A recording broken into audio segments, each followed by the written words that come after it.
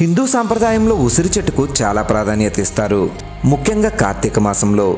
పూర్వం క్షీరసాగర మథనం జరిగినప్పుడు అందులో నుండి అమృతం ఉద్భవించిందని మనందరికీ తెలుసు. అలా ఉద్భవించిన అమృతాన్ని దేవతలకి రాక్షసులకి పంచడం కోసం శ్రీ మహావిష్ణువు మోహిని అవతారం ఎత్తారు. మోహిని దేవతలకి అమృతాన్ని పంచుతున్నప్పుడు అందులో నుండి కొన్ని అమృతపు చుక్కలు భూమిపై పడి ఉసిరి చెట్టు పుట్టుకొచ్చింది. అందుకే ఉసిరి వేర్లలో శ్రీ మహావిష్ణువు, కాండంలో శివుడు, కొమ్మలపై బ్రహ్మదేవుడు, ఆకులపై సకల దేవతలు కొలువై ఉంటారు అని మన పురాణాలు చెబుతున్నాయి. అందుకే ఉసిరి చెట్టును పూజిస్తే త్రిమూర్తులతో పాటు సకల దేవతల్ని పూజించిన ఫలితం దక్కుతుంది. ఉసిరి చర్మకాంతిని పెంచడంతో పాటు వృద్ధాప్యాన్ని దగ్గరికి చేరనివ్వదు.